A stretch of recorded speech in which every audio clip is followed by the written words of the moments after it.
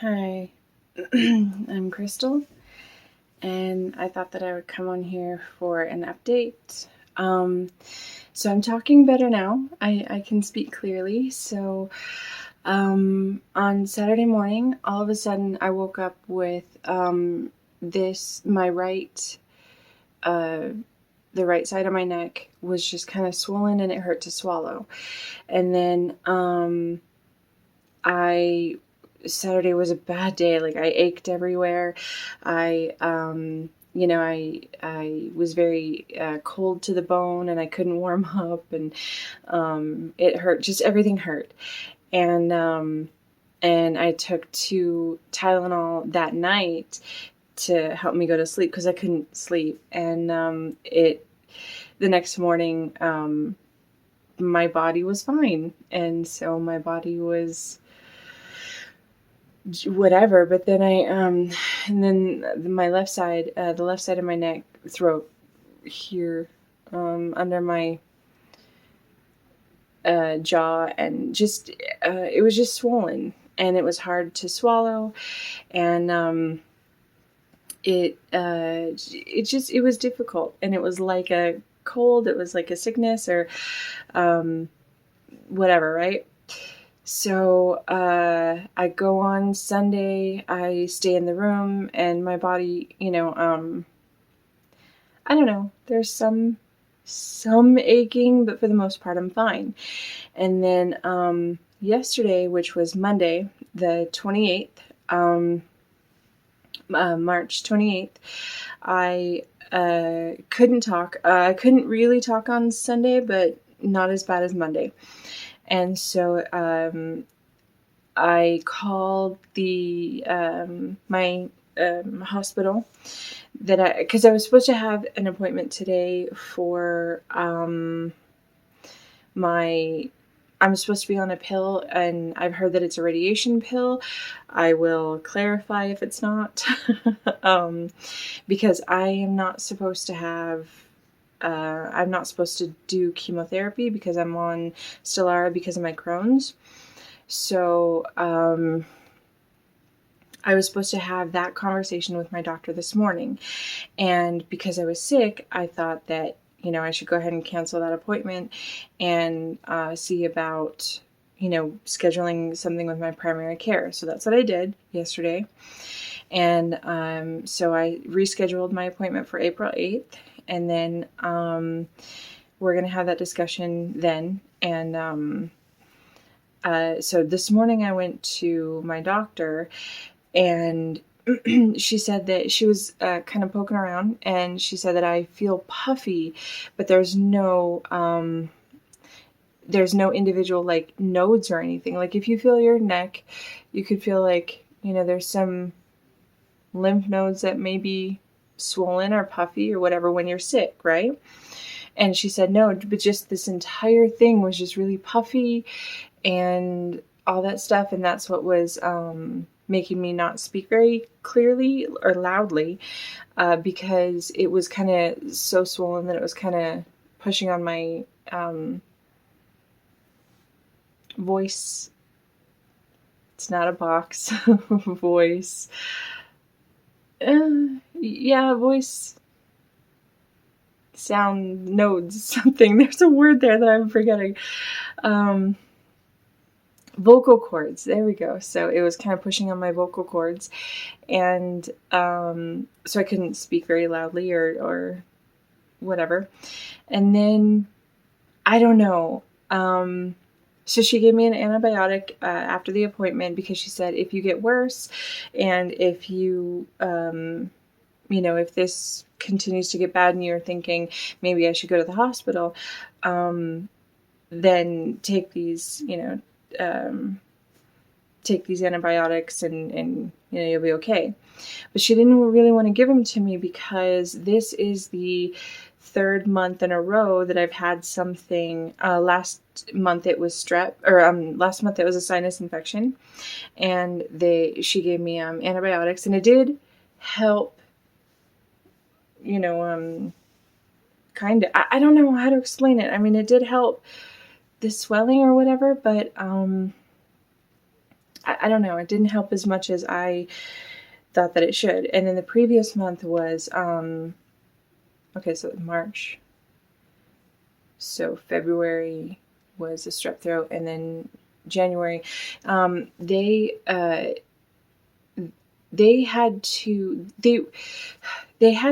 push back my surgery for, I think it was first scheduled for January 20 something. Okay, and then they had to push it back to February 8th because of the antibiotics. And I honestly don't remember why that matters, but I was freshly off antibiotics because of another sinus infection. So I'm not sure what's happening. But I got a phone call so that's what happened then. So today she was apprehensive about giving me antibiotics because she didn't want me to get immune to antibiotics, which is a thing, and I know it's a thing. It's hard to, I don't know. Okay, I'm not sure about antibiotics. I don't know, but if you need them, take them. Right? So, for today, I came home and it was, I can't even pretend right now, but yeah, actually, look at the video, because that was yesterday. The video that I put out on the 28th, the beginning, where I'm talking low and I have no volume or bass or whatever it is. That was when I was sick, and it was worse this morning. And then, like, I don't know, 2 something hours ago, I said a sentence, okay? And I started out really low, and I started out like I was sick, and then the progression of the sentence, it was instantaneous how this happened, because the swelling went down, and I could talk just fine. I spoke normally, and it wasn't pushing on my vocal cords. It wasn't doing anything. I mean, I think it's a little swollen still, but yeah. And it's sore, like the actual neck is sore because of the muscles. I think the swelling kind of pushed down on my muscles. And so I know that that's a thing, but it just went away. And so I got scared, because I was like, that doesn't happen. Not, especially to me. Okay, it just gets worse and worse until I end up in the hospital, and then they diagnose me with something horrible. So I was speaking, and it just went away. So today the doctor,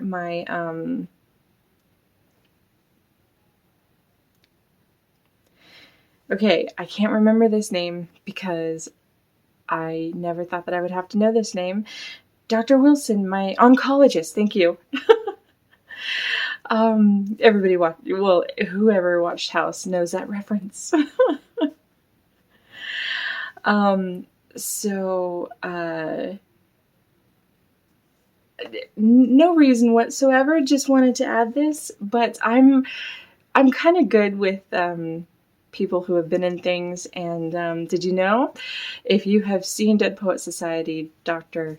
Wilson was in Dead Poet Society. And again, no Google, no anything, but if I see a movie, I can kind of tell, like, whatever. Not a humble brag, just a weird thing I do.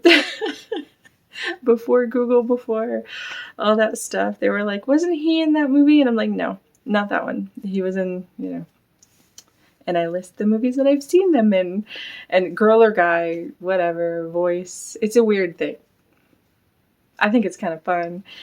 I think it may annoy other people. Anyway, no big deal. Okay, so my oncologist called, and I explained to her what was going on, and she thinks that it was an allergic reaction to the MR, or the PET scan dye that they injected me with. And I mean, I guess that makes sense, because if I had that dye, because I've had many scans over the past couple of months, and so that would make sense with me getting the sinus infections, because um maybe they would just go away on their own. Maybe that's why I don't feel that the antibiotics worked, is because if it was an allergic reaction, just a weird thing.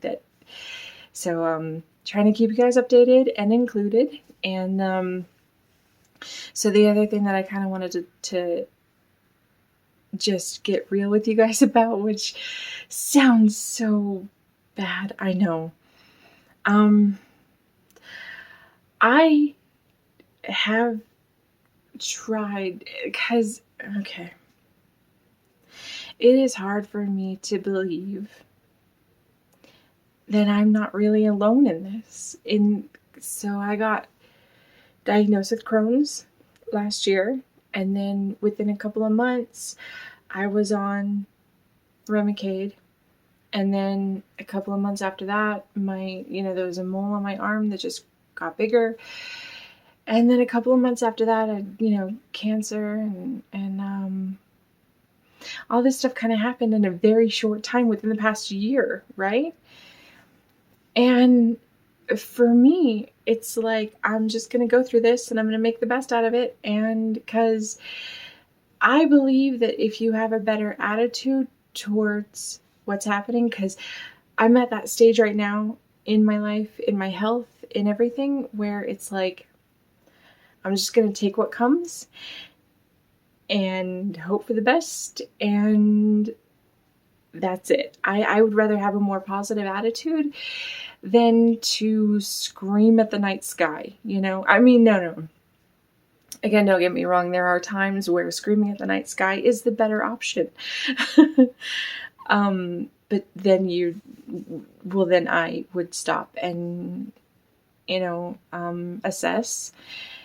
And I kind of go through these stages where I hear bad news and I'm like, that's it, that's all there is to it. Because I heard I have Crohn's, and then I heard I have 5 ulcers in my intestines.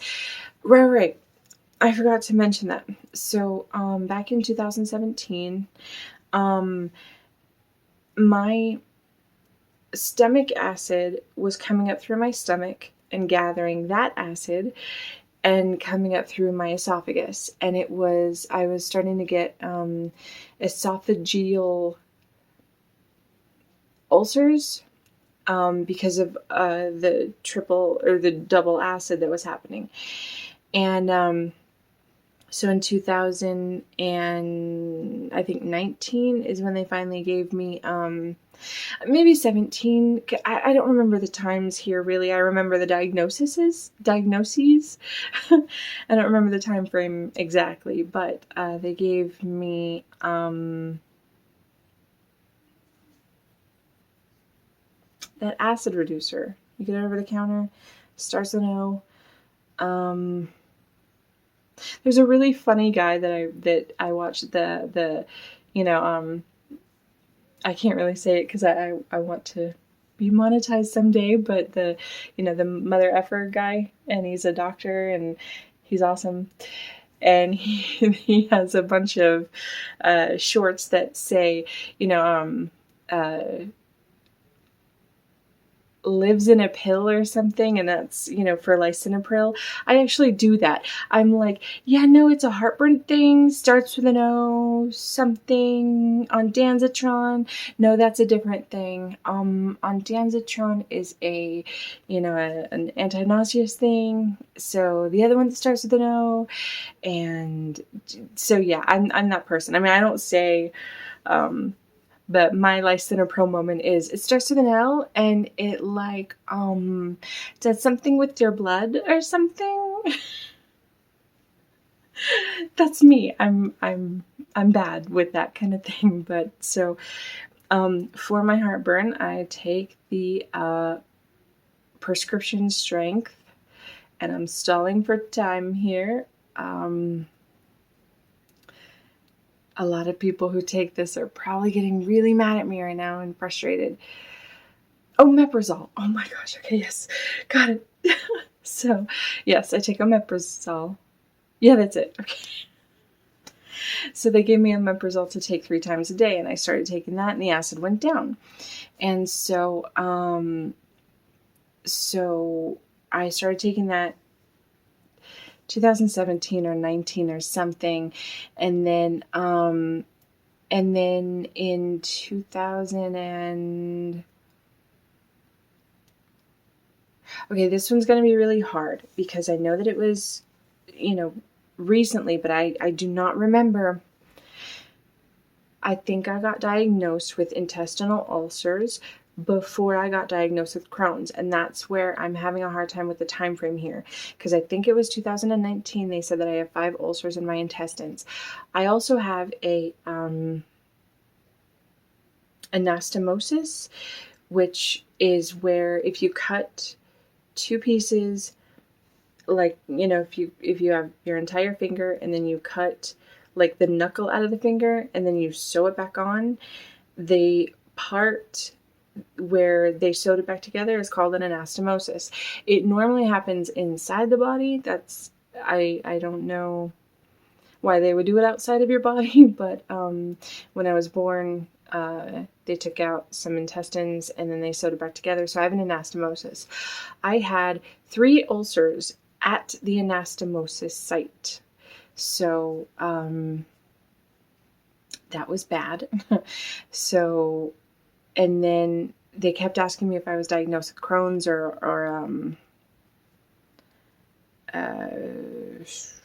ulcerative colitis. And I was like, they said that they tested me and they said I don't have it. And then in 2020, they said that I did. Or 2021, they said I did. So all of that story to explain that to me, in my mind, I was always kind of going through this alone. And so you have all of this stuff happening to you. My whole life, my entire life has always been some kind of, illness after another, right? And you never know what's happening. You never know why. And at least I never knew why. And so, migraines and all this, just, I'm gonna make a members thing and put that in the members as a member perk, because it's hard to go through anyway. And I always thought that I was kind of by myself with it. And I felt guilty and I felt bad as a mom that I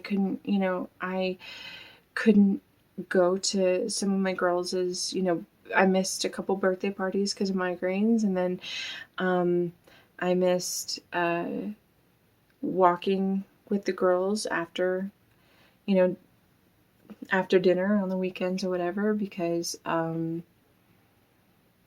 I couldn't walk that far. Me and the girls used to walk to their school, and I had to stop doing that because of bleeding from places that you shouldn't bleed from. And last night, my oldest daughter kind of broke down, and I know they care. I know she cared. I'm not saying that she didn't care. I'm not saying I'm confused because I didn't think she cared, because that's stupid. She is a fighter, and she's fought for me more than I thought possible, okay? I'm not saying that. What I am saying is I didn't think that it affected her that much, because she puts on such a brave front, and she puts on such a let's attack this attitude. You're going to be fine. You're a fighter, Mom. You're going to be awesome. You're going to be, yeah. So she started crying, and I was like, why are you crying? I was seriously confused. Why are you crying? Like, what is this?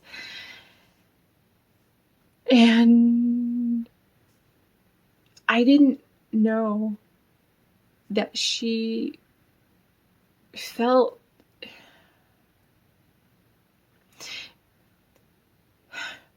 when I get diagnosed with something, I go to the worst place possible. Like, that's where I started, the intestine part, right? So I got diagnosed with ulcers in my intestine, and I was like, that's great. All of it's just gone, and I'm just going to have ulcers, and it's going to, eat through all of my intestine, and I'm just going to have a colostomy bag, and that's it. And I cried, and I said the worst thing that I could think of, and I cried very hard. And then after I cried, I kind of got it together, and I was like, all right, so let's think of this in a better way, all right? So if they stop the acid from happening, then, the ulcers will get better because there's nothing eating my intestines anymore. And so if I do all this stuff, it'll be fine and I will be fine. And worst case scenario, they can always redo the anastomosis because that's what I thought they could do at the time. That's not true. It is amazing to me that I feel so selfish saying all this crap. I honestly didn't think that it affected them that much. That sounds so stupid now that I'm saying it out loud, and it sounds so self-centered. And I just thought that they were handling it the way that I did, where like you take it and you just, at this point in my life, you take it and then you're like, okay, well, we'll deal with it. Okay, what's next, right? I didn't think that they needed that. They feel that they have to be strong for me, and I feel like I have to be strong for them. And it is so important to realize that you cannot do that.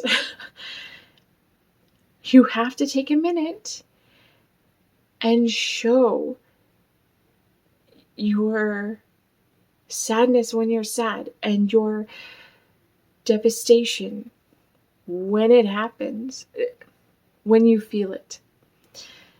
Because it's so important to take that step with whoever's around you, because you are not going through this alone. No one is.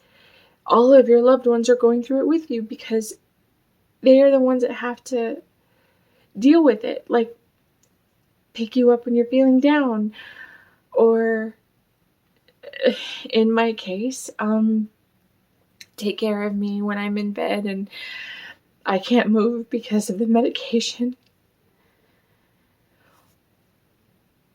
or because I hurt so bad, or when I have a freaking hole in my arm and I need to change bandages. I did not realize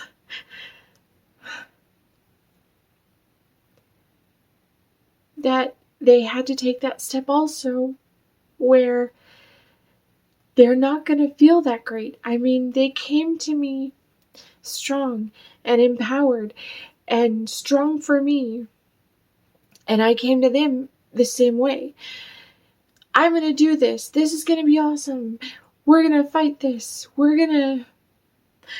But I came to them after I had cried, after I had gone to the worst case scenario, after I had dealt with it internally on my own. They don't have that. They don't have that outlet. They don't have someone that they can go to, really.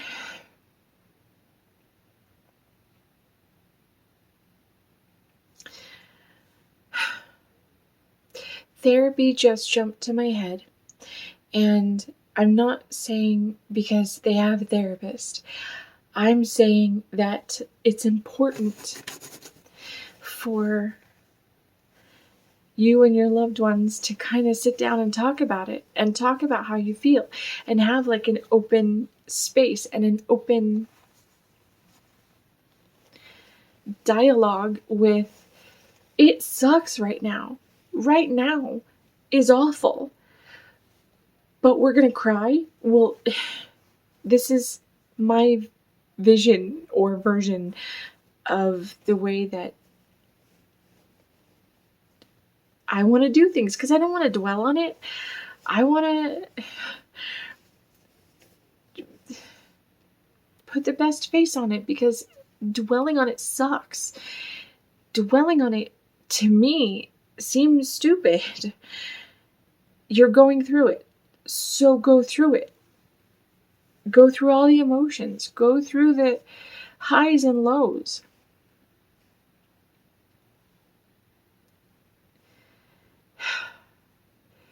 But to me, having an open dialogue with your family or with your loved ones who also are going through it with you, because they are the ones that are cleaning you up. They're the ones that are there when you need them. When you can't be there for yourself, they are there.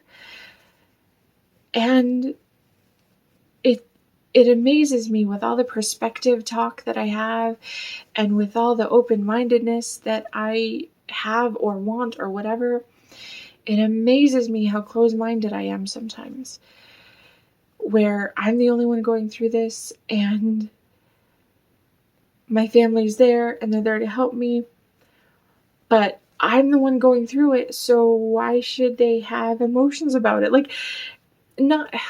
I'm saying this wrong, I think, here at the end, but it's like, I never thought of that. I never thought that they would be sad. I never thought that they would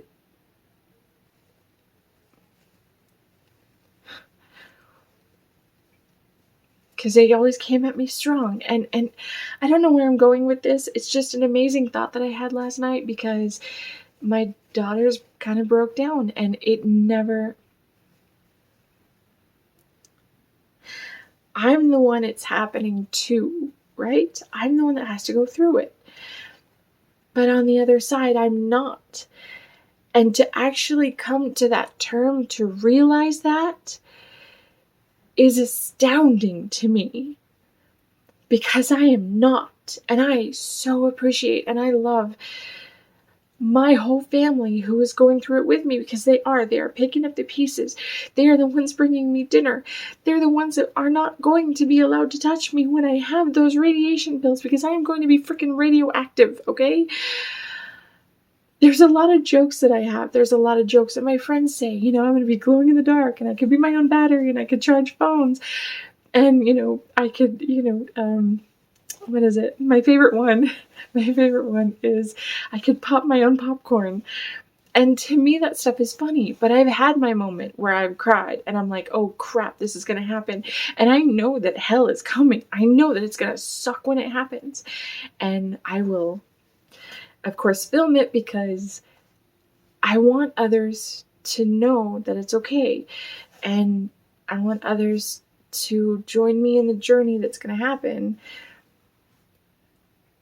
But I think that's it. I think that's my takeaway, I guess, from last night, is that I have been completely blind to my loved ones, that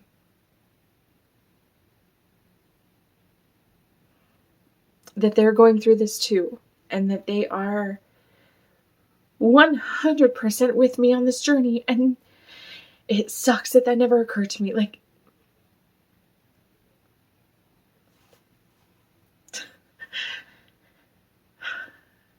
I want to say this right, but I also want to say this honestly.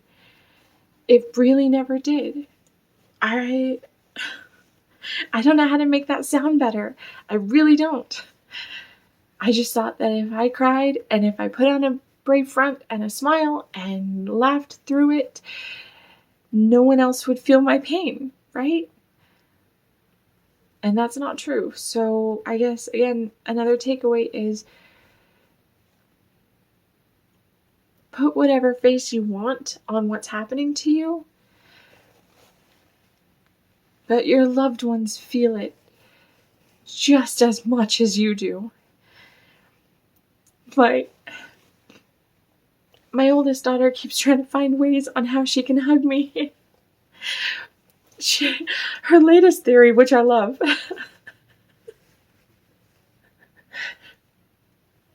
is that, those like pincher handle things, you squeeze the thing and it kind of grabs.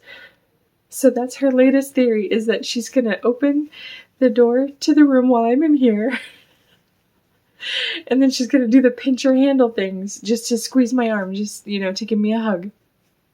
And I do love that one. That one's like my favorite idea, and I love that. And so, okay, I'm gonna stop crying, and I'm sorry that this video was kind of long, but I just thought that you guys would want to know the update for today. And okay, so I will see you in the next one, and thank you very much for being here, and love to you all so much. Please take care of yourselves. Mwah.